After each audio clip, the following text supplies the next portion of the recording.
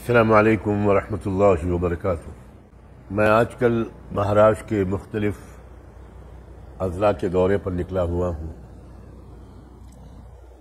اسی سفر کے سلسلے میں اورنگ آباد بھی جانا ہوا۔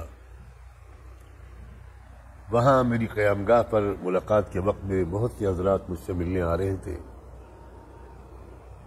اس میں سے 2 صاحبان بھی تشریف لائے میرے پاس، اور یہ کام فقیر درویش لوگ ہیں، کچھ اسلام کی دعوت کا کام کر رہے ہیں۔ انہوں نے مجھے کچھ کتابچے پیش کیے، میں نے کہا شکریہ کے ساتھ وہ قبول کیا اور رکھ دیا۔ اس وقت تو میں ان پر نظر بھی نہیں ڈال سکا کیونکہ آنے والوں کی قطار لگی ہوئی تھی۔ بعد میں میرے علم میں آیا کہ وہ صدیق دیندار نامی تحریک کے نمائندے اور داعی تھے، اور اس ملاقات کی انہوں نے تصویریں کھنچوائیں اور اس کو اس طرح وائرل کر رہے ہیں، پھیلا رہے ہیں، اس کے ساتھ میں یہ تاثر دے رہے ہیں میرا نام لے کر کہ فلاں صاحب کی، مولانا سجاد نعمانی صاحب کی ہم کو تائید اور سرپرستی حاصل ہے۔ میں یہ بات بہت ہی واضح لفظوں میں کہنا چاہتا ہوں کہ صدیق دیندار فرقے کے بارے میں ہمارے علماء حق کا ایک بہت تحقیقی موقف واضح طور پر سامنے آ چکا ہے۔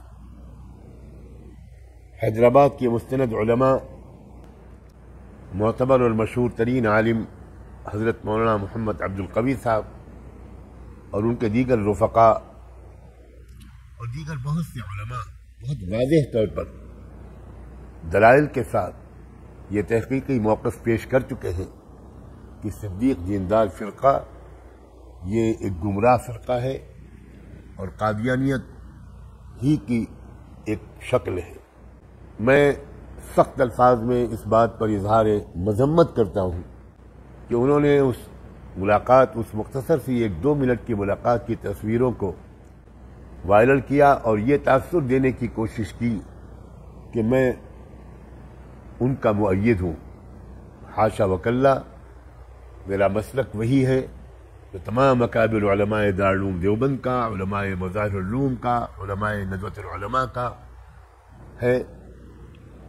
میں انہی حضرات اکابر کا ایک ادنا سا شاگرد اور طالب علم ہوں، اور جمہور علماء کے مسلک پر چلنے ہی کو سلامتی کی راہ سمجھتا ہوں۔